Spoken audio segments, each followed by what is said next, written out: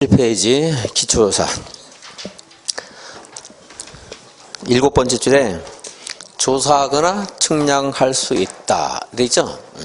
읽어보면 도시개발사업 시행자나 시행자가 되려는 자, 도시개발구역 지정을 하거나 지정을 요청 또는 제한하려고 할 때 도시개발구역으로 지정될 구역에 토지, 건축물, 공작물, 기타 등등 필요한 사항에 대해서 조사하거나 측량할 수 있다 이렇게 했는데, 이거는 임의적인 절차라는 할 수 있다 하는 의미보다 제가 분석할 때는 여기에는 주어가 많잖아요. 그죠? 여러 사람, 이 사람들이 각각 다 할 수 있는 권한을 가지고 있다, 권한을 부여한 의미에서 할 수 있다 이렇게 한 거라고 보여져요. 그래서 이거는 사실은 이걸 문제 낼 때 글자만 가지고 할 수 있다 이렇게 되는 것은 해야 된다, 알고 있는가 내는 것은 잘못된 문제라고 보여지지만, 또 출제하는 사람이 그냥 의미 없이 이렇게 들어가서 아무 생각 없이 내는 경우도 있거든요. 자, 그러니까 이거는 여러 사람이 있는데 시행자, 시행하려는 자, 시행자가 되려는 자, 지정하려는 자, 요청하려는 자, 제한하려는 자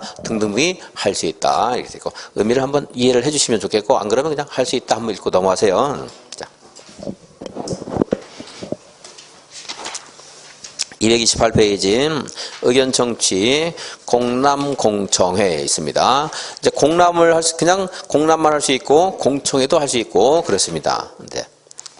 근데 공람공청회 그냥 목차만 보시고요. 229페이지 맨 위에 보시면, 자, 공람, 주민들 의견을 들으려면 둘 이상의 일간신문과 인터넷 홈페이지, 남양주시청 홈페이지 있겠죠? 홈페이지에 공고를 합니다. 그래서 우리들이 그 내용을 알 수 있도록 14일 이상 공람시킨다.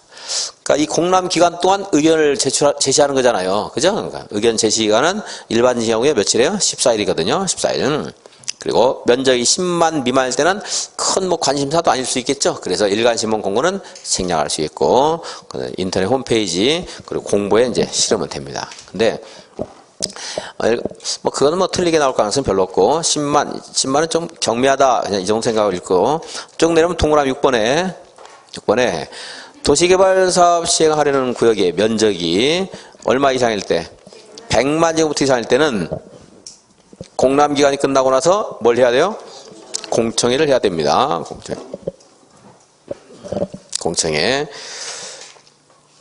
230페이지 3번 협의 심의하는 게 있는데, 일순환 때는 안 읽었던 겁니다. 협의 심의에서 동그라미 3번에 100만 제곱미터 이상이거나 개발 계획이 국가계획과 관련되거나 국가계획을 포함하고 있을 때, 이럴 때는 누구하고 또 관련세 있죠? 국토교통부 장관 있죠? 그래서 국토교통부 장관과 협의해야 된다.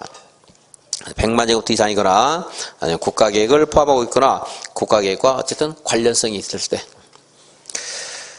물론 여기서 국가계획과 관련된다는 것은 이제 국가계획을 전적으로 추진하는 게 아니고 지방자치 업무이면서 국가계획과 좀 관련되는 것이 있다, 이렇게 이 정도 생각하시면 되겠어요. 그럴 때 어때요? 국토교통부 장관과 협의해야 된다. 도시개발구역 지정하면 당연히 고시하겠죠. 그 내용도 늘상 있는 거니까 특별히 체크할 거 없고,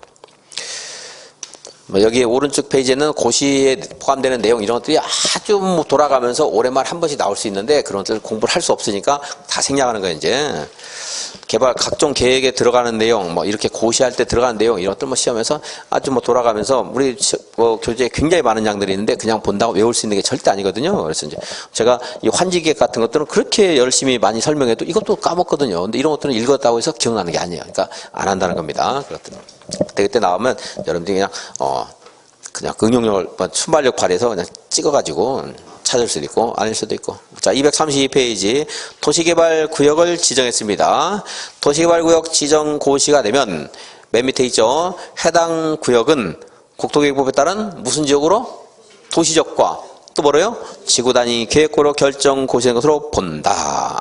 네, 최근에 이제 법이 좀 연역상 잘못된 게 있었는데 최근에 좀 개정을 했어요. 당연히 맞게. 다만 국토계획법에 따른 51조 3항에 따른 지구 단위 계획구역과 취락지구로 지정된 지역은 그러하지 아니하다. 우리 책은 잘 만들어놨는데 아직도 여전히 그 앞에 법조문을 생략하는 경우인데, 법조문을 생략하면 틀린 말이 돼버리는 경우가 굉장히 많아요. 51조 3항에 따른 지구 단위 계획구역은 도시적으로 의제를 한다 안 한다? 안 한다. 취락지구는요? 안 한다. 51조 3항이요. 도시적 외의 지역의 지구단위 계획구역을 지정하는 경우거든요.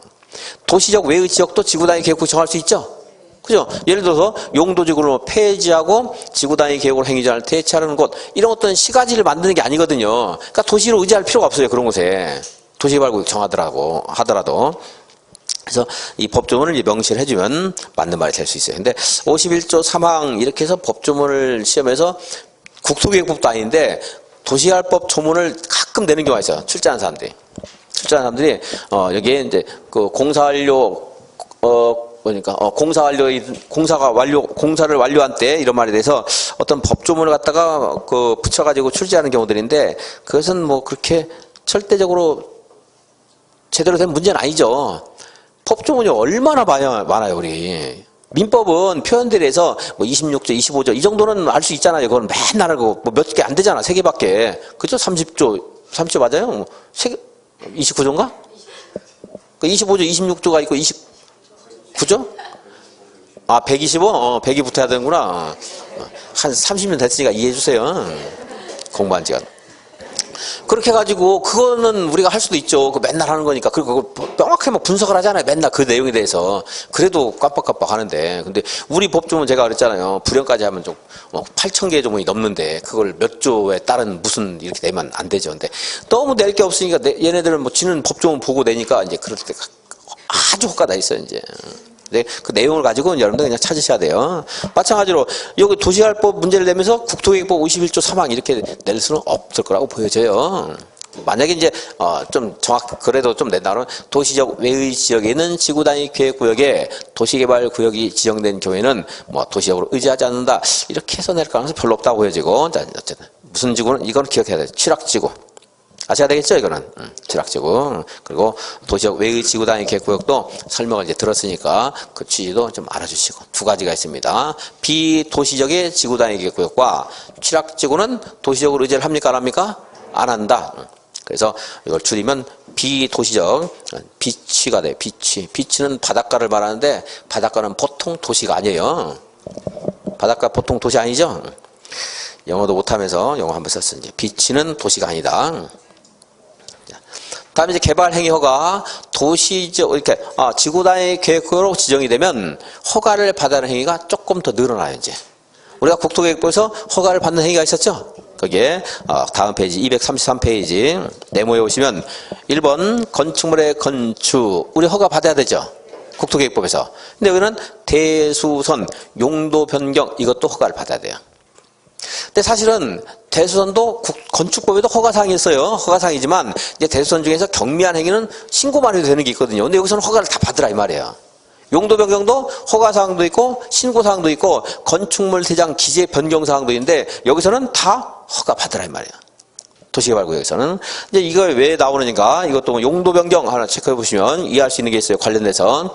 여기에 있는 토지 소유자, 네, 토지 소유자가 이제 조합원이 되기도 하고요. 이 토지 소유자가 토지 면적 뭐 3분의 2 동의 받으라. 또 조합, 개발 계획 수립할 때도 토지 소유자 일정수 동의를 받아야 돼요. 동의를 받아야 되는데 그 토지 소유자의 숫자를 평가할 때요. 숫자.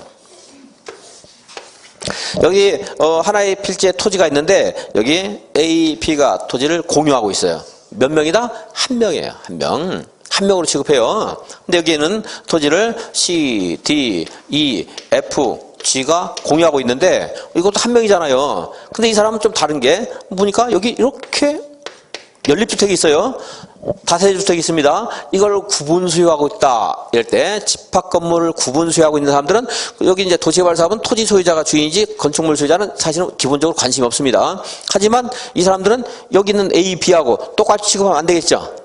구분 건축물을 구분 소유하고 있는 사람들은 토지를 공유하고 있지만 토지를 공유한다는 말은 같아요. 하지만 다른 점이 뭐가 있어서요? 구분 소유권을 가지고 있는 사람. 이 구분 소유권을 가진 사람들은 각각을 한 명으로 봅니다. 각각을. 여기에 만약에 다가구 주택이 있어요. 다가구. 다가구는 단독입니까? 공동입니까? 단독.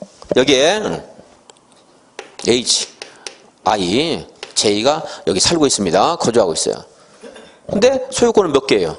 하나. 이건. 그죠? 이거 단독주택이니까 하나잖아요. 그럼 여기는 몇 명이에요? 지금 토지 소유자가. 한 명이에요. 한 명. 그래서 이 사람이 이런 공람 공고 개발계획 수립하는 걸 보고서 야 빨리 용도 변경해가지고 이거를 세목으로 우리 권리 행사하자 이렇게 할 수도 있잖아요. 그래서 이제 도시개발구역에서 용도 변경하는 것은 허가를 받아라 이렇게 이익을 잠탈하려는 자 이런 사람을 차단해서 용도 변경 허가를 뭡니까 용도 변경을 안 해주겠다는 거예요. 근데 이게 건축법에서는 건축물에 대한 기지 변경 사항이에요. 허가사항 신고사항도 아니에요. 같은 라인에 있거든요. 그래서 일반적으로 도시개발구역 아닐 때는 자유롭게 할 수가 있는데 도시개발구역에서는 이처럼 권리를 이제 잠탈하는 그런 행위를 얍삽한 행위를 막기 위해서 허가를 받으라 한 거예요. 자, 건축물 건축 허가사항이죠. 또 뭐가 허가사항이에요? 용도 변경 허가사항입니다. 용도 변경. 그리고 이 대수선이 도시개발법에는 있고 정비법에는 없어요. 정비법에는. 근데 뭐 그것은 관심 안 가져도 됩니다. 용도 변경만 이해해 주세요. 나중에 글자 하나 외우는 게 중요한 게 아니고 이해를 하면은 이런 거 관련되는 것도 알 수 있고 하니까 용도 변경. 공작물 설치 허가사항이고 토지 형질 변경, 절토, 성토, 정지, 포장, 뭐 굴착, 공유수면, 매립 이런 게 뭐예요? 허가사항이에요. 토석 채취 허가사항이죠. 흙모래 자갈 바위 채취하는 거 허가사항인데 토지 형질 목적의 토석 채취는 어떻게 하라고 했어요? 형질 변경 허가를 받아라. 그래서 여기에서는 사무에 따른다 하는 말이 이제 도시개발법에 있어요. 정비법에도 있고. 근데 국토교육법에는 그 말 없이 그냥 토지 형질 변경을 목적으로 하는 경우에는 제외한다 하니까 그 법만 본 사람들이 해서 강의를 못 들으면 이거 형질 변경 목적인 토석 채취는 도대체 뭐란 말인가 아마 오해할 수 있는데 그것도 이제 좀만 더 공부하면 사람들은 알 수 있죠. 이제 형질 변경 허가 받아야 됩니다. 여기는 아예 그렇게 이제 딱 써놨어요. 3에 따른다, 3호에 따른다. 법에 그렇게 돼 있어요. 이제 친절하게. 그럼 형질 변경 목적이 없는 토석 채취는요? 4호 토석 채취 허가를 받으라. 토지 분할 허가사항인데 우리 국토교육법에서는 뭐 이하로 할 때, 미만으로 할 때 이런 말들이 있지만 이건 그런 단서가 없어요. 그냥 허가사항이에요. 그냥 허가사항. 면적이 커도 허가사항이에요. 건축상 분할 제한 면적 이상으로 하더라도 허가를 받아야 돼요. 아까 말한 것처럼 여기에 있는 나중에 이제 토지 소유자 할 때 큰 땅 가진 사람, 작은 땅 가진 사람 다 한 사람이에요. 그죠?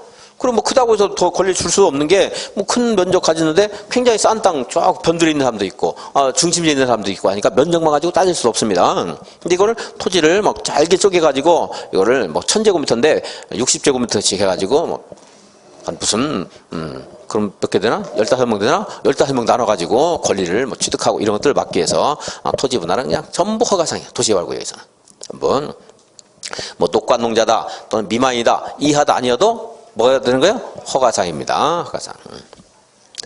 자, 용도 변경 허가상이나 이 토지 변경 모든 것이 허가상이나 하는 것들이 다 도시개발 사업에 따른 이익을 이처럼 너무나 부당하게 많이 취득하려고 하는 행위를 이제 억제하는 겁니다. 물건을 쌓아놓는 행위 허가상이고요. 옮기기 쉽지 아니한 물건을 한 달 이상 쌓아놓는 행위. 그다음에 종목의 벌채와 식재도 허가상이에요. 대나무나 나무 종목을 베는 것, 심는 것 다 뭐가 돼요? 허가상입니다. 허가상. 여기서 마찬가지로 그 밑에 있는 동그라미 번은 뭐 여러분들 꼭 줄 안 긋어도 앞에서 조시할 국토교육법에서 충분히 이해했다 그러면 줄 안 긋고 읽어도 알 거예요. 자, 이런 허가 신청이 있을 때 만약에 도시개발 사업 시행자가 있다면 도시개발 사업 시행자 의견을 들어야 된다 하는 것은 국토교육법에서 공부한 것과 똑같은 취지예요. 그러겠죠? 다음에 허용사항, 이제 허가 받지 않아도 되는 건 지금 공부한 건곡물 죽이라 하더라도 응급조치다 할 때는 허가 받을 필요가 있다 없다? 없다. 그래서 재난수습한 응급조치는 허가를 받을 필요 없고 그리고 경미한 행위 있을 수 있어요. 경미한 행위. 농림수산물 생산을 위한 국토교통부로 정하는 간이공작물 이렇게 나올 수도 있고 간이공작물 대신 비닐하우스, 버섯재배사 이런 게 나올 수 있다고 했죠? 이거 설치할 때 허가 받아요 안 받아요? 안 받는다. 그리고 다음 페이지. 자, 형질변경은 형질변경인데 경작을 위한 형질변경이다. 허가 받아요 안 받아요? 안 받고 다음에 토석채취인데 도시개발구역의 개발에 지장을 주지 않고 자연환경을 훼손하지 않는 토석채취 허가 받아요 안 받아요? 안 받죠? 그냥 지장을 주지 않는다 이 말만 읽어도 된다고 했어요. 제가 항상 뭐 지장을 주지 않는다, 불가피하다, 법률에 따라 이런 거 할 때는 허용된다. 동그라미 생각하시고 긍정적으로 생각하면 된다고 했어요. 다음에 도시개발구역에 남겨두기로 결정한 대지에 물건을 쌓아놓는다. 남겨두기로 결정한 대지. 사업을 한다고 해서 여기 있는 걸 다 갈아엎는 게 아니고 놓아두는 땅도 있을 수 있겠죠. 그래서 거기서 물건을 쌓을 때 사업에 방해를 줘야 안 줘요? 안 주잖아요. 그러니까 이것은 허가를 받을 필요가 없다 이거죠. 또 중목을 식재를 하긴 하는데 관상용 중목을 임시로 식재한다 할 때는 허가를 받아야 안 받아요?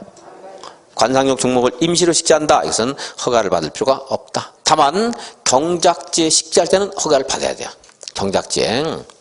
나는 이게 임시라는 것은 그 사람의 내심에 있는 거지 그것을 알 수가 없어요. 그래서 식재해놓고 걸렸을 때 임시이기 때문에 내가 허가 안 받았는데요. 잡았다면 일반적인 토지에서 뭐 한두 그루 심는 건 상관이 없어요. 근데 경작지에 심으면은 조금 있으면 뿌리 내리고 나서 나중에 뭐 왜 허가 안 받는가 이거 입증하는 것도 어렵고 하기 때문에 경작지는 일단 다 허가를 받아야 돼요.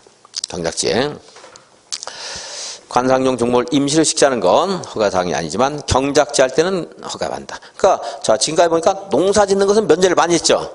그잖아요. 정리해 보니까 농사 짓는 거 면제를 많이 했어요. 비닐하우스 그리고 국토계획법에서도 경작 또 농림지역에 물건을 쌓는 거 이건 허가사항이 아니었는데 여기서도 경작이 이제 면제가 되고 비닐하우스도 면제가 되는데 오히려 임시식재 임시 관상용 중목은 틀리게 안 해요. 관상용 뭐 틀리게 안 하니까 임시 하면은 허가할 필요가 없다. 큰 방해 안 되니까. 근데 경작지는요. 오히려 여기서 이제 면제되는 게 아니고 더 엄격합니다. 경작지 하게 되면 그것에 대해서 나중에 이제 또 보상을 분명히 요구를 할 거거든요. 거의 그래요. 거의 막. 그리고서 이제 몰래 심어놓고 입지도 않은 거 막 필요도 없는 거 쓸데없는 거 막 심어놔요 이제. 그래놓고 걸리면은 임실에서 신고 안 했다 그러면서 쓸데없으니까 뭐 뽑아버려도 상관없어요 막. 그리고 안 걸리고 시간 좀 지나면 이거 있었던 것이고 이제 보상해달라 할 수 있으니까 안 돼요. 자 경작지는 오히려 면제가 안 돼요. 여기서 도시개발구역 지정하기 전에 합법적으로 행위를 한 자가 도시개발구역이 지정되면 이러한 행위할 때 허가를 또 받을 필요가 있다 없다? 없다. 신고는 해야 돼요. 신고. 그래서 30일 내에 신고를 하고 계속할 수 있다. 그러니까 여기에는 지금 본 허가받는 행위로서 도시개발구역 지정 고시 당시 이미 사업이나 공사에 착수한 자는 30일 내에 신고를 하고 계속할 수 있다. 허가를 받아야 된다 이렇게 잘 나와요 시험에서. 허가를 받을 필요가 있다 없다? 없다. 또 아무런 조치 없이 그럼 돼야 안 돼요? 안 되고 신고를 해야 됩니다. 정비구역도 똑같은 말이 나와요. 정비구역이 지정되면 지금 본 그 대수선을 뺀 나머지 행위는 허가를 받아야 되는데 대수선 있는가 없는가 뺀다 안 뺀다 몰라도 돼요 여러분들이. 자 그런데 정비구역 지정 고시 이전에 이러한 행위를 시작한 사람은 허가를 또 받을 필요가 있다 없다? 없고 그냥 30일 내에 신고하고 계속하면 됩니다.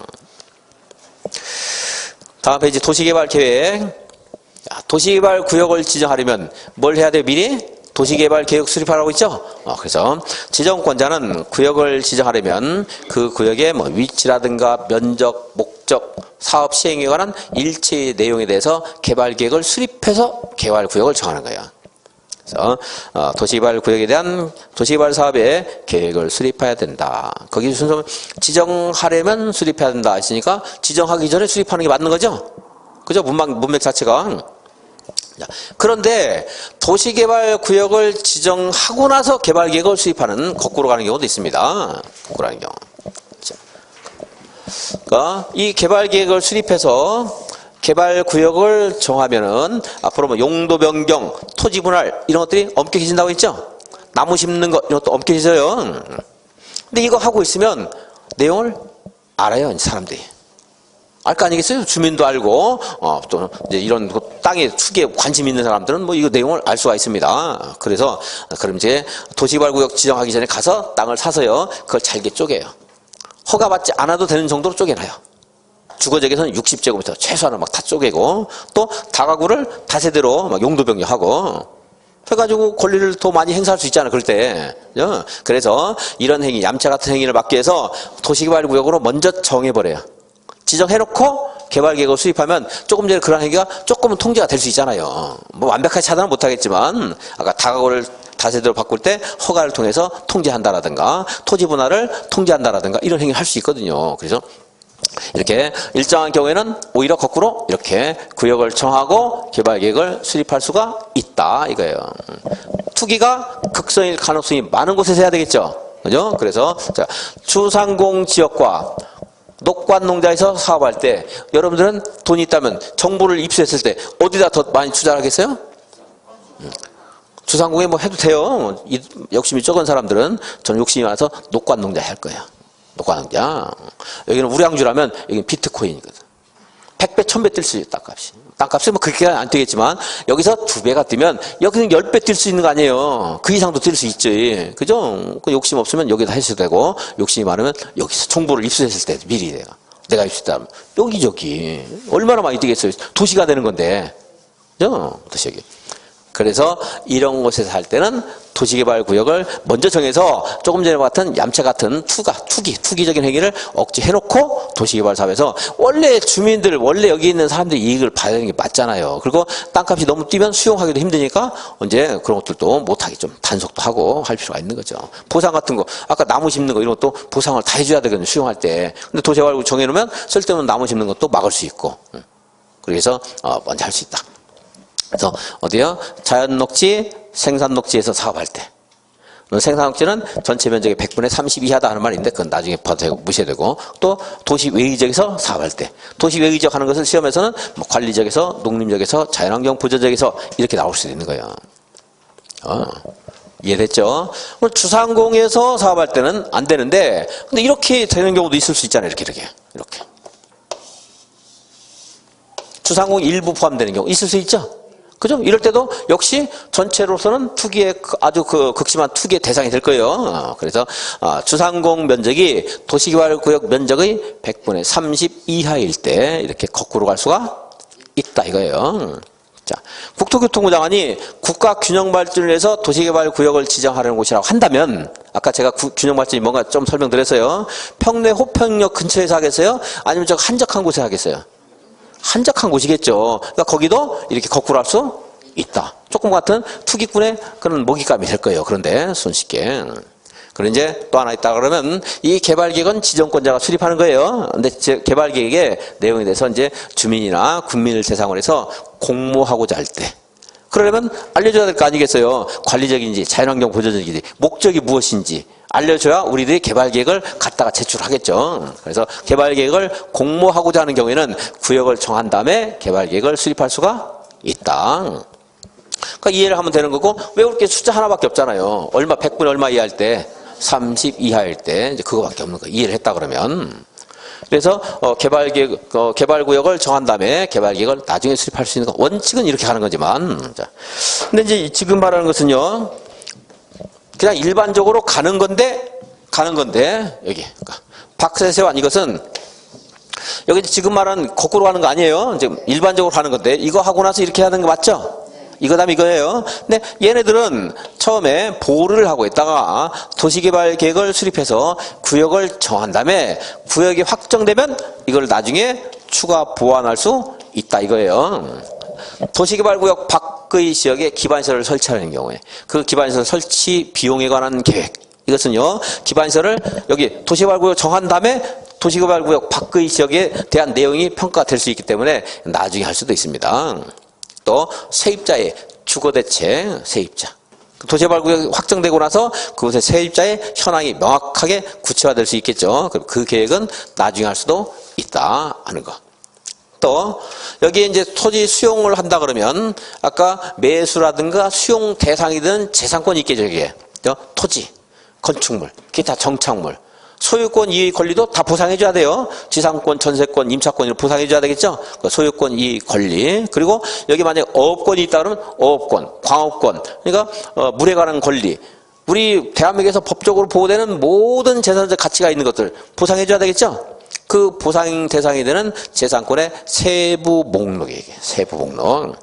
그것도 역시 고시를 해줘야 돼요. 반영해주고, 그리고 이제 순환 개발 방식. 순환 개발 방식은 이렇게 사업을 한꺼번에 싹 엎어가지고 하는 게 아니고, 1차적으로 한 곳에서 하고, 그리고 나서 이제, 다음 단계를 밟아서 하는 거. 제가 요거는 뭐 강의할 때 뭐 한번 무슨 말인가 설명했는데 자세히 설명할 내용 아니니까 간단하게 말하겠습니다. 이번 순환에는. 이렇게 순환적으로, 단계적으로 사업을 하는 것, 단계적으로 사업하는 것은 규모가 작을 때 그러겠어요? 보통 클 때 그러겠어요?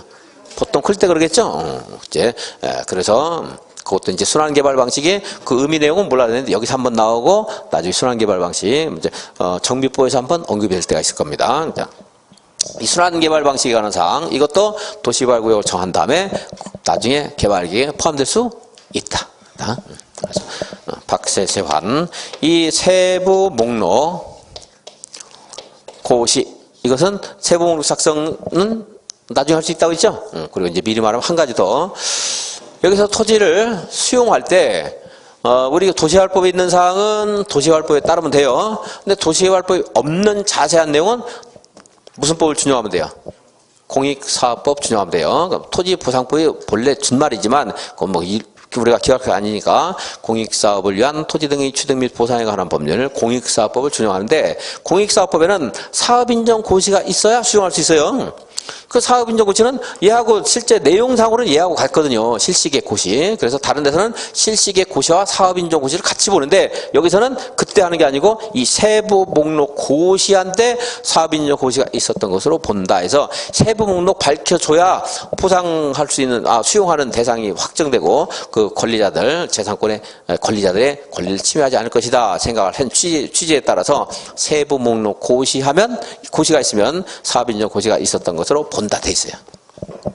그러니까 세부 목록 고시 나오면 이제 그 내용을 여러분 모르더라도 얘는 두 가지가 있어요. 도시개발 구역을 정한 다음에 나중에 개발계획에 포함할 수 있는 하나.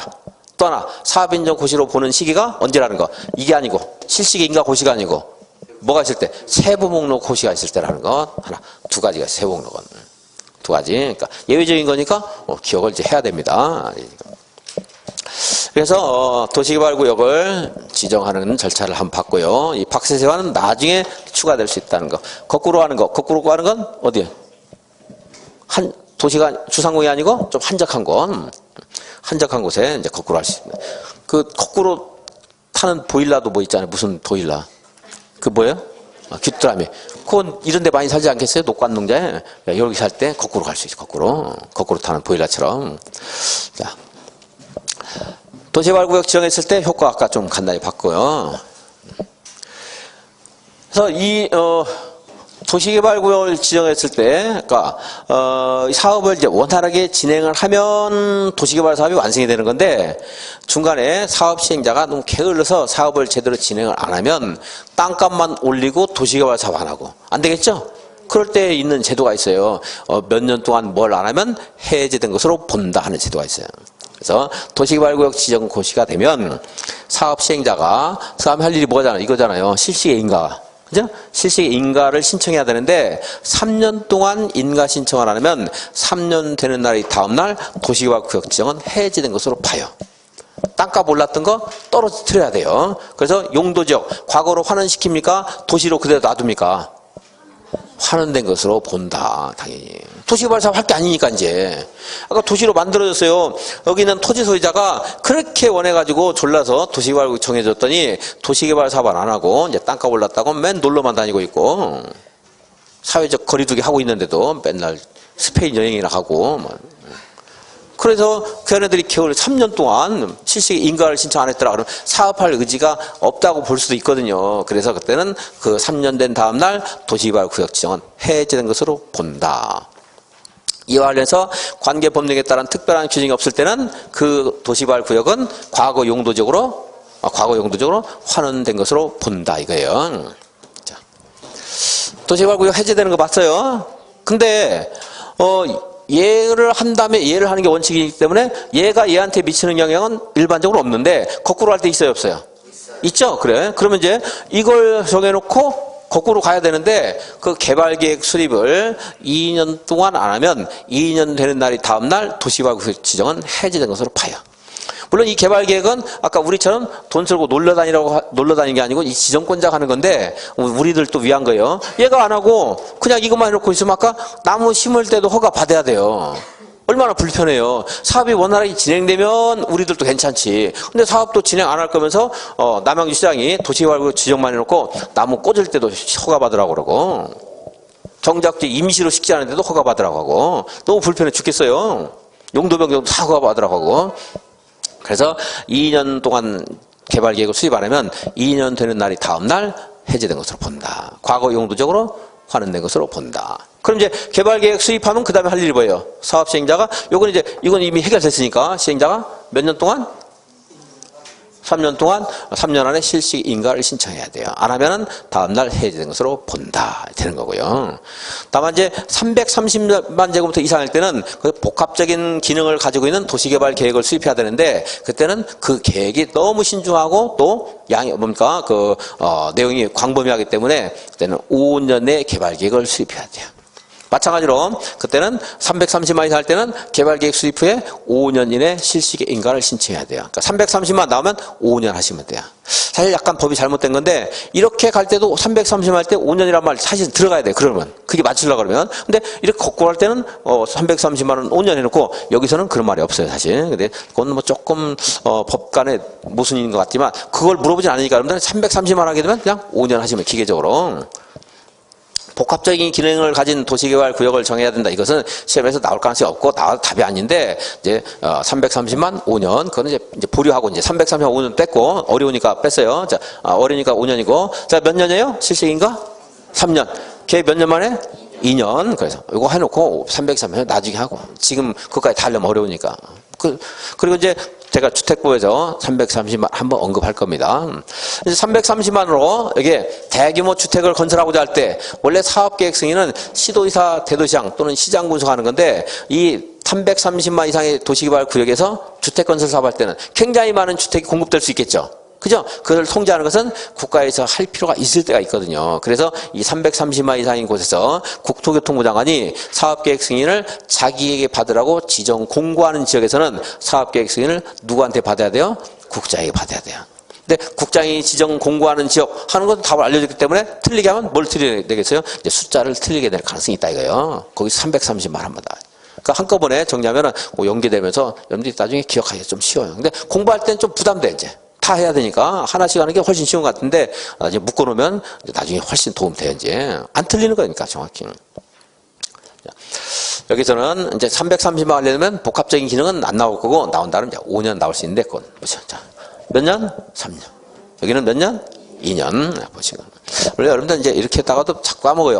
하는 게 많으니까 또 이제 관련되는 것들 연결해가지고 또 공부하고 할 겁니다. 자, 이게 여기까지. 이제 그리고 이제 해제되는 거 하나 더 있습니다. 자, 수용 방식일 때 공사완료 공고가 있으면 공사완료 공고일 다음날 해제가 돼요.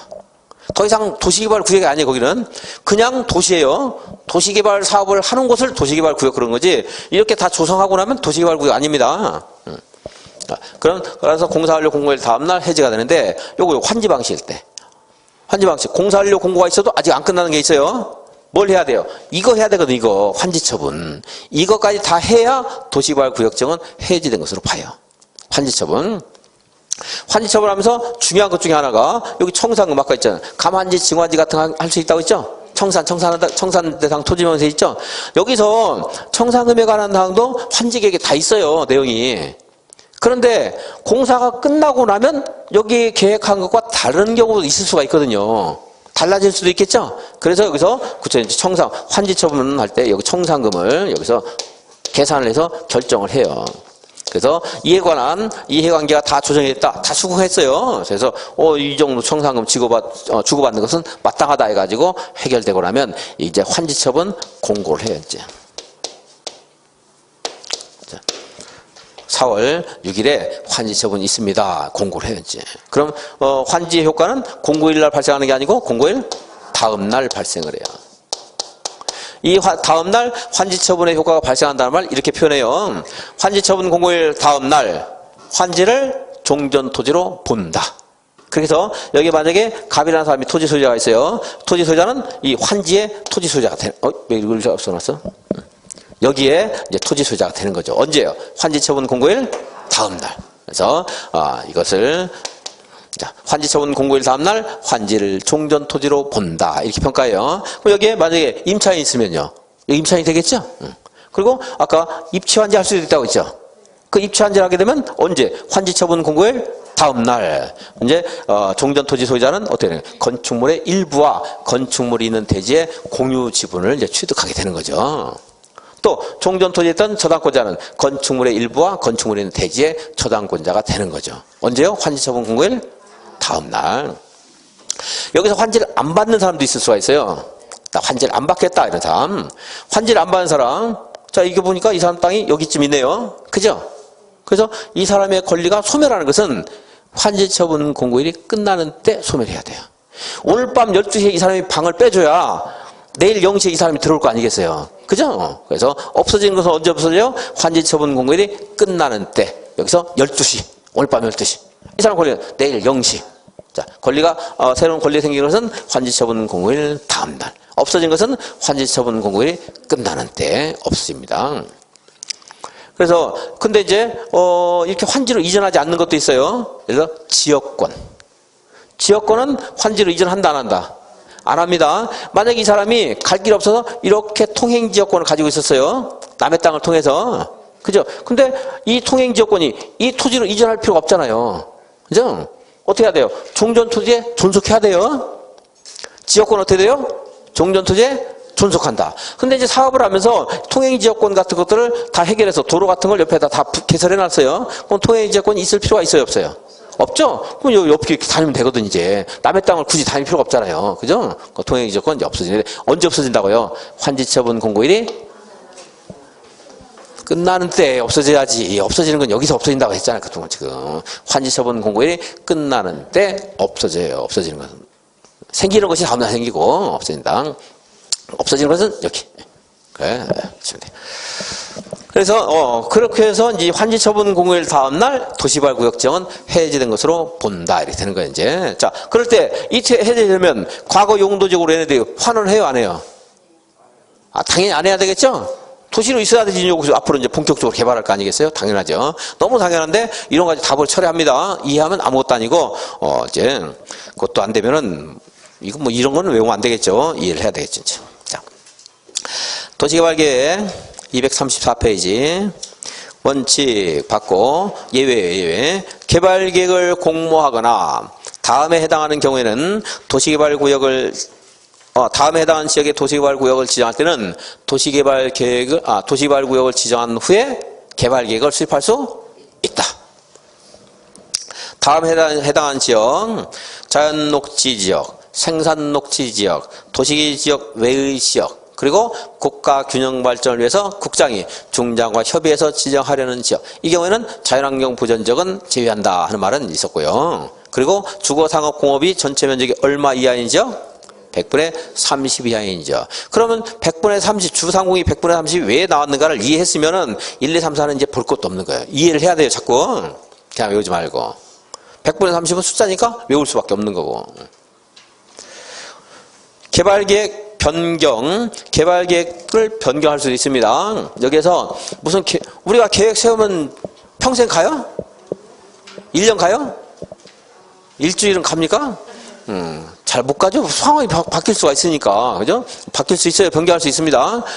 지정권자가 직접 바꿀 수도 있고, 여기 요청하는 사람들이 이 요청에 따라 개발계획을 수립하면 이들이 상황 변화에 따라서 바꿔달라고 할 수도 있고, 이 사업 시행자가 제안했을 때는 얘네들이 의중이 반영돼서 이게 된 거거든요. 그러니까 이런 제안에 따라서 요청에 따라서 개발계획이 변경될 수 있습니다. 그러니까 개발계획은 지정권자가 수립하는 거지만 그 지정권자가 직접 사업할 때는 지가 바꿀 거고 요청에 따라 했을 때는 요청한 자의 요청에 따라 바꿀 수도 있고 제안도 여기서는 제안한다고 안 하고 그냥 개발계획 변경을 요청한다 이렇게 뭐 통일하고 쓰고 있는데 이렇게 이제 바꿀 수가 있다 하는 거예요. 아직 안 나왔지만 조금 있다 보면 이제 이 환지 방식과 수용 방식, 이 수용을 하기로 했다가 환지로 이렇게 바꿀 수도 있어요. 근데 이렇게는 안 돼요. 환지를 하기로 했다가 수용하는 건 안 되고 수용을 하기로 했다가 환지하는 건 돼요. 어떻게? 그래서 혼용이라는 것도 있다고 했는데 혼용을 하기로 했다가 혼용, 그래서 환지로 하는, 전부 환지로 하는 것도 가능할 수 있어요. 근데 혼용하기로 했다가 전부 수용 안 돼요. 수용하라고 했다가 혼용하는 것도 돼요. 어쨌든 일부라도 환지하는 건 돼요. 잘 생각해보세요. 뺏어갔어요. 뺏어가기로 했어요. 근데 우리들한테 다시 준대요. 환지는 우리 거라고 생각하면 되겠죠. 그래서 수용해서 환지로 하는 것은 되는데, 환지해서 수용을 하는 거, 혼용해서 전부 수용하는 거, 이런 거 안 돼요. 근데 혼용해서 환지로 오면 일부 수용이었던 것이 환지가 되는 거죠. 그래서 혼용이 전부 환지로 하는 거, 이런 건 대요입니다. 근데 거기 이제 주체가 전부 환지하는 것은 민간 시행자, 뭐 지방이전법인 얘네들이 하면 안 되기, 뭐 다른 등록사업자 얘네들은 안 되기 때문에 이제 뭐 공공사업 주체가 일반 사업 주체가 하는 것이 주어가 달라지는데, 그거까지 공부하면 여러분들은 절대 정리가 안 되기 때문에 그건 하지 말고, 자, 수용해서 환지라는 거 가능할 수 있죠. 개발 계획이 이거 말고도 여기에 있는 이제 무슨 뭐 인구 수용 계획이라든가 하는 것들이 변경될 수 있고, 아예 시행 방식 자체도 바뀔 수 있고, 시행자도 바뀔 수도 있어요. 이렇게 바뀔 수가 있습니다. 개발 계획이. 다음 페이지 236페이지 양괄호 2번. 자, 개발 계획과 관련된 거 좀 늦게 시작했기 때문에 개발 계획과 관련된 것까지 보고 10분 쉬겠습니다. 개발 계획. 자. 여기에 사업 시행자는 저기 있는 누군가가 할 수 있고요. 여기서. 그리고 시행 방식은 수용 방식과 무슨 방식이 있었죠? 환지 방식, 그리고 혼용 방식 하는 게 있을 수가 있습니다. 자, 환지, 혼용. 혼용도 이렇게 수용, 환지 딱 잘라지는 분할 혼용 방식이 있고, 수용과 환지가 여기저기 막 섞여 있는 미분할 혼용도 있을 수가 있어요. 근데 자, 이런 환지 방식 개발 계획을 수립할 때는 여기는 토지 면적 3분의 2 이상의 토지 소유자 동의를 받아야 돼요. 그리고 전체 토지 소유자 총수 2분의 1 이상의 동의를 받아야 돼요. 환지를 할지 말지 물어볼 때. 그래서 다시 마지막으로 이제 여기에 A, B, C 토지 소유자가 이렇게 있는 걸로 한번 가정해 보겠습니다. 그래서 그럴 때 전체 토지 면적 이만큼이면은 3분의 2가 돼요. 3분의 2가 되는데, 만약에 환지 방식 사업할래요 물어보니까 A, B, C가 찬성하고 1, 2, 3, 4는 반대를 했어요. 그럼 환지 방식 도시개발 계획 수립 못합니다. 왜냐하면 토지 면적의 3분의 2 동의받았지만 총수 2분의 1이 안 되거든요. 두 가지 요건을 다 갖춰야 돼요. 만약에 A, B, C는 반대하고 1, 2, 3, 4가 찬성했어요. 그럴 때는 총수 2분의 1 이상은 됐지만 면적이 3분의 2가 안 되니까 안 돼요, 이것도. 그러니까 두 가지 요건을 다 갖춰야 돼요. 면적 3분의 2 이상, 그리고 총수 2분의 1 이상. 그때 이제 그 머릿수를 셀 때 아까 공유하는 사람이 있을 때는 한 명으로 본다 하는 것이고, 또 구분 소유권을 취득하고 있는 사람이 구분 소유권을 가지고 있으면서 토지를 공유하고 있다 할 때는 구분 소유자 각자를 한 명으로 본다 이렇게 하는 거고, 그래서 여기도 다 적용될 수 있고요. 자, 그래서 여기서 이제 뭐 A, B, C 1 이렇게 찬성을 했다. 그러면 면적도 3분의 2가 되고 총수도 2분의 1이 되고, 이걸 막 딱 그려가지고 어떻게 이거 안 들어가고 3분의 2면서 2분의 1인 걸 막 그림 그리려니까 너무 복잡해질 것 같아서 그냥 어쩔 수 없이 이걸로 했어요. 이제 자, 어쨌든 3분의 2, 2분의 1 한 것의 의미. 뭐 순서를 뒤집지 않을 거예요. 여기 면적이고 여긴 총수입니다. 조금 이따 이제 공부를 해야 되는데, 이 숫자 정리하면 여기 조합이 있어. 조합을 설립할 때는 설립인가를 받아야 돼요. 설립인가 할 때 토지 소유자 7명 이상이 정관을 작성해서 이것에서 지정권자에게 인가를 받아야 돼요. 그럼 이제 지정권자가 너는 이제 법인으로 설립해서 그러니까 법인으로 활동해서 좋다 이렇게 법적으로 확인해 주는 것이 인가입니다. 그럼 이제 그거 가지고서 활동하면 안 되고, 아직까지 뭐가 있어요? 등기해야 상급한다고 했죠? 자, 이 설립인가를 신청할 때, 만약에 토지 소유자가 거기에 1000명인데 7명만 가지고서 조합 만들게 해주세요. 안 되죠? 거기는 토지 소유자가 동의를 또 해야 돼요. 조합 설립에 대해서. 그 동의 요건도 똑같이 면적 3분의 2, 토지 소유자 총수 2분의 1 이상 동의를 받아서 조합 설립인가 신청하면, 이 동의서 같이 첨부해서, 정관과 동의서 첨부해서 인가 신청하면 이제 지정권자가 법적인 요건을 갖춰서 법적인 요건을 이제 검토해서 이제 조합으로 인가를 해주죠. 그럼 그때부터 30일 이내 주된 사무소 소재지에서 등기를 하면 성립하는 거지. 그래서 면적 3분의 2 그리고 총수 2분의 1 그렇습니다. 여기 수용 관련해서도 제가 국토기획부 3번에 얘기했었는데, 수용에 대해서 공공사업 시행자가 수용할 때는 동의요건 필요 없어요. 근데 민간사업 시행자, 토지 소유자나 지방이전 법인이 사업을 한다 이럴 때 이제 남의 땅을 몽땅 뺏어와서 사업을 하면 안 될 거 아니겠어요. 그죠?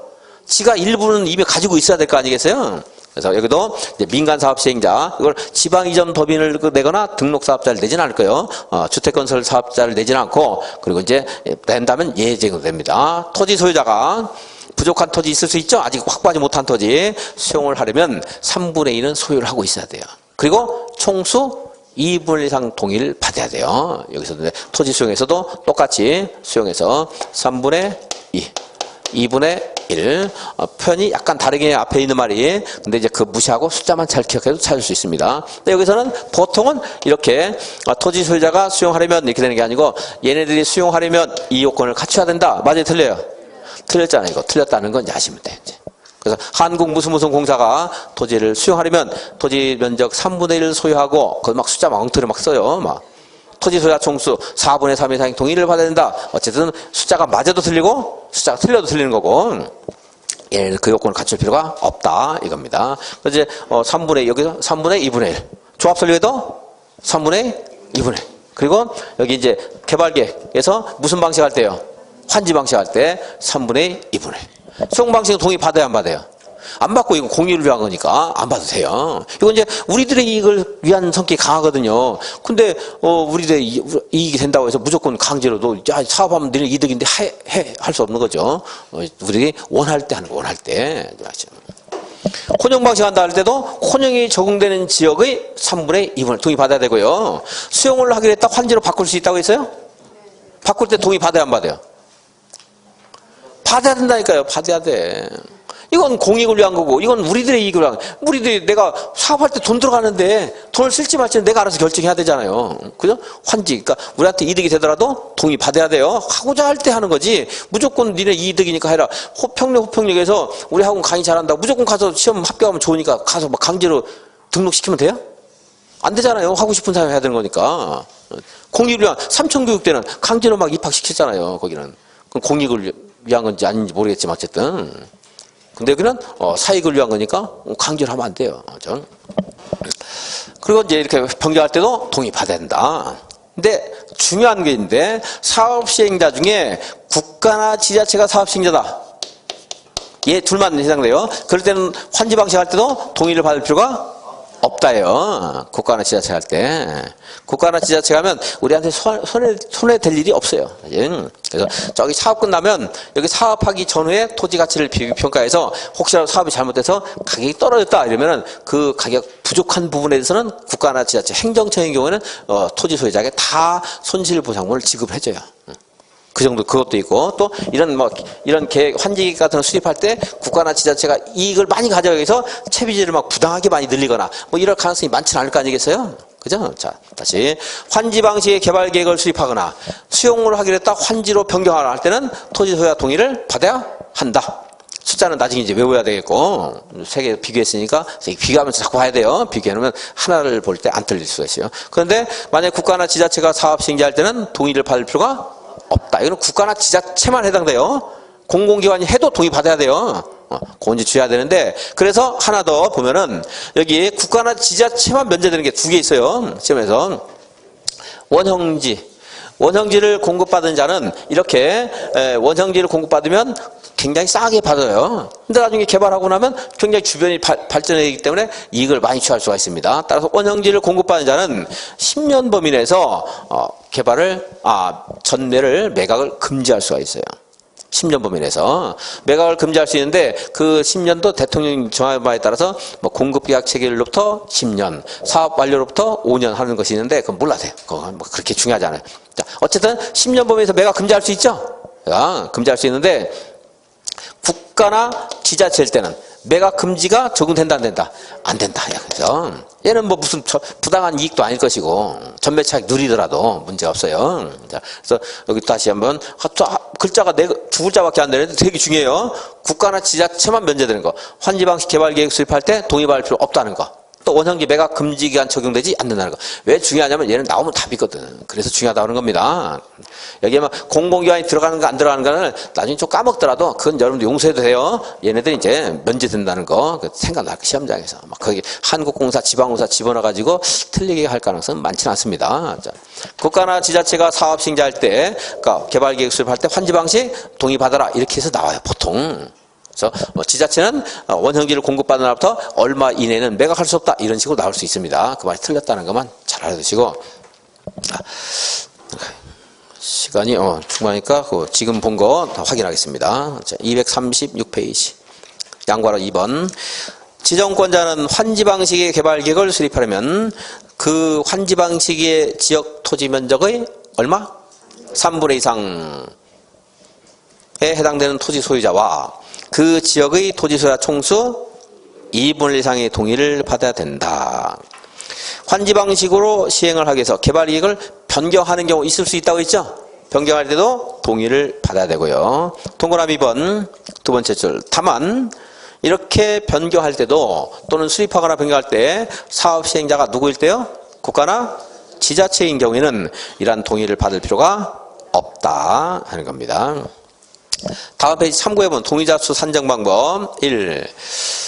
동그라미 1번 토지 면적을 산정할 때 국공유지를 포함해서 산정한다. 그러니까 전체 토지 면적 3분의 2 이상 동의받으라 할 때 국공유지를 포함해서 3분의 2요? 빼고 3분의 2요?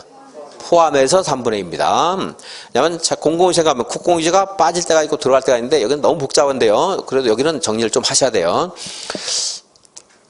환지 방식의 개발 사업 하면요. 국공유지도 하나의 토지 소유자라고 생각하면 돼요. 그러니까 토지 소유자 동의 받아야 되겠죠? 그러니까 국공유지 관리층도 동의 받아야 돼요. 그다음 국공유지. 왜냐하면 이제 국토계획법에서 기반시설 설치 등에 대한 동의를 받을 때는 토지 면적 4분의 3 동의 받았는데 거기는 국공유지는 빼는데 왜 빼냐면 그건 기반시설은 공적인 목적을 위한 거니까 국공유지를 빼도 거기서 일정 사인들만 찬성하면 사업을 해도 돼요. 나중에 정리를 또 한번 해야 되겠지만 그게 안 되면 그냥 암기해야 돼요. 국공유지가 포함되는가 포함 안 되는가를 답으로 찾을 때가 꽤 많이 있어요.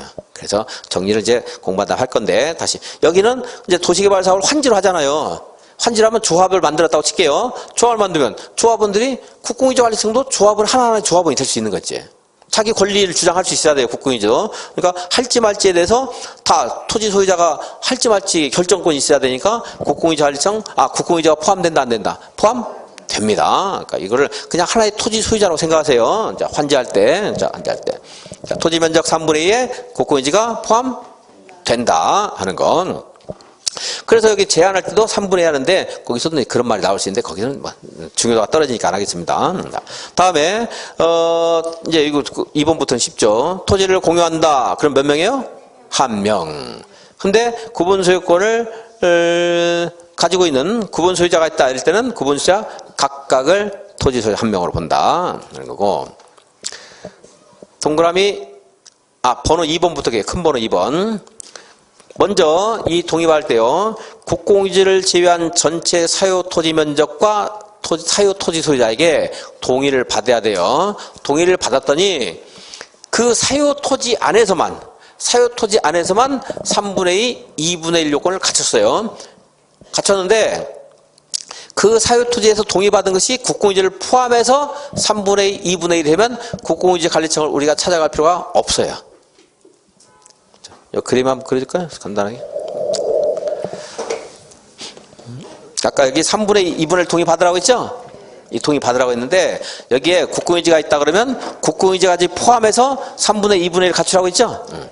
근데 그러면 이제 먼저 이제 이 3분의 2분의 1을 갖추라는 것은 여기 사유토지, 이 사유토지에서 이제 동의를 받습니다. 받아야 이제 받았더니 이 사유토지 안에서도 3분의 2가 안 됐다. 그러면 안 돼요. 이제 그러면 탈락이야. 그거 사 못해요. 사유토지에서 일단 3분의 2분을 갖춰야 돼요. 근데 갖췄는데 보니까 이 빨간색 국공유지를 포함해도 3분의 2가 됐다. 그러면 국공유지 관리청 갈 필요가 있어요? 없어요? 없죠. 어차피 국공유지가 반대해도 3분의 2가 되는 거니까. 국공유지도 하나의 토지 소유자로 본다고 했어요. 그래서 근데 이제 만약에 사유 토지에서는 3분의 2가 되는데 국공유지를 포함했더니 3분의 2가 안 된다. 이러면 이제 국공유지 찾아가서 국공유지 관리청에서 찬성해주면 3분의 2가 되면 사업할 수 있는 거고, 국공유지 관리청에서 반대하면 이제 그 전체에서 3분의 2가 안 된 거니까 사업을 못 하는 겁니다. 그래서 다시 2번 보면 국공유지를 제외한 전체 사유 토지에서 동의를 받아야 되고, 근데 이제 좀 전에 말한 3분의 2, 2분의 1 동의 요건을 충족했다 그러면, 그럴 때는 그 사유 토지에서는 3분의 2분의 1을 충족했는데, 국공유지를 포함했을 때는 3분의 2분의 1이 안 됐다. 그럴 때는 국공유지 관리청의 동의를 받습니다. 근데 사유 토지에서 3분의 2가 안 됐다. 그러면 사유 못 해요. 국공유지 관리청 가서 동의받았더니 그래도 전체 3분의 2가 됐다. 소용없어요. 사유 토지에서는 적어도 3분의 2분의 1은 돼야 돼요. 그리고 위로 올라가면 동그라미 3번 한번 볼게요. 동그라미 3번. 시행령 11조 2항에 따른 공람 공고일 후에, 아까 도시개발구역 지정을 하려면 공람 공고했죠? 주민의견 듣기 위해서 공람 공고한 후에 집합건물법에 따른 구분 소유권을 분할하게 되어 토지 소유자가 증가했다. 이럴 때는 공람 공고일 전 토지 소유자 수를 기준으로 산정한다. 자, 공유자가 다가구 주택에 10세대가 살고 있었어요. 그 한 명이잖아요. 근데 이걸 다세대로 바꿨어요. 그럼 10명이 될 수 있죠. 그죠? 근데 공람 공고일 후에 이렇게 분할했을 때는 그냥 한 명으로 본다는 거예요. 한 명으로. 10명으로 취급 안 하고. 네, 제가 이제 말씀드린 거 잘 들으면 돼요. 다른 거 다 볼 필요 없어요. 동그라미 3번에서 첫 번째, 후에, 그럼 후에. 후에, 이것만 체크하세요. 후에. 뭐뭐 한 후에, 그, 무슨 날 하는 것은 기억 못 해요, 여러분들이. 뭐뭐 후에 해가지고 뭐가 바뀌었어요. 그러면 전에 기준을 해야 돼요? 후에 기준을 해야 돼요? 전 기준, 저는. 그러니까 우리가 무엇인가를, 의사를 처리할 때도 전에 해야 돼요? 후에 해야 돼요? 전에 해야 돼요, 전에. 후회하면 안 됩니다. 후회하면 후회한다고 그랬어요. 공부를 언제 열심히 해야 돼요? 시험 보기 전에 열심히 해야 돼요? 시험 본 후에 열심히 해야 돼요? 전에, 무조건 전에. 만약 공법에서 뭔가 보호하는 듯한 취지가 있고 무시하는 듯한 취지가 있다는 전에 해야 보호되고 후회하면 안 돼요. 예를 들어 이것도 여기서 환지 처분하면 환지 등기 해야 돼요. 환지 등기를 하게 되는데 아까 필지도 바뀌었을 거 아니에요. 이렇게 조정이 됐겠죠. 그럼 측량해서 환지 등기를 하는데 환지 등기 하기 전에 다른 등기를 해서 이 사업 주체가 이 토지를 갑에게 소유권 이전 안 해주고 여기다 저당권 설정해가지고 이거 또 돈 빌려가지고 도망가 버린다 하면 안 되겠죠. 그러니까 환지 등기 전에 다른 등기 하면 안 돼요. 안 되는데 이 환지 전에 등기 원인이 생겼다. 그럴 때는 다른 등기 할 수 있어요. 언제 등기 원인 생겼다고 했어요, 제가? 전에 생겨. 이 사람들만 절대가 아니거든. 이거 말고도 그 전에 권리가 생길 수도 있어요. 그러니까 환지 처분 전에 등기 원인이 생긴 경우에는 그 등기는 환지 등기 말고 할 수가 있어요, 이제. 그래서 그때도 제가 전에 이 말만 해요, 그냥. 전에 해야 돼요. 전에. 그리고 이제 이 저당권 가지고 있는 사람이 이 사람이 여기 저당권을 가지고 있었는데 이 사람이 환지를 안 받기로 했어요. 환지 안 받으면 뭘 받겠어요? 청산금 받겠지. 청산금. 그죠? 받을 수 있죠? 청산금 받을 수 있어요. 근데 이제 그럼 여기 저당권 설정한 사람이 또 돈은 뭔지가 돈으로 바뀌어가지고 자기가 권리 행사할 수 없어요. 그러면 여기 청산금을 이제 지급할 거 아니겠어요? 그 청산금에 대해서 저당권을 대신 행사하는 것이 물상대위예요. 물상대위. 지급하기 전에 압류해야 돼요? 지급한 후에 압류해야 돼요? 전에. 그러니까 전에만 계속. 그럼 이제 전에 하는 거 해결될 수 있어요. 왜냐하면 이게 너무나 복잡해서 이런 것들 다 알 수 없고 뭐뭐만 제가 다 물어볼 때 여기서 언제를 기준합니까? 토지 소유자는 언제 기준입니까? 공람 공고일 전 이러면은 이제 60점을 처리해주고 전 그럼 100점이에요. 기억나지도 않는 걸 왜 외우고 있냐 이 말이에요. 그런 것들은 쓸데없이 비효율적으로. 그래서 내가 뭔가 물어볼 때 이런 비슷한 내용이 나왔을 때 전에 그러면 그 사람 100점이에요. 자, 환지 등기 원인이 언제 생겼다고요? 전에 그렇게 말해야 되지 환지 처분 전에 이러면 안 돼요. 물상대위 청산금 전에 압류해야 돼요. 지급하기 전에 그거 몰라야 돼. 전에 그렇게만 대답하면 됐다. 좀 다 읽어보려고 했더니 시간이 돼서 10분 쉬었다가 계속 읽어보겠습니다.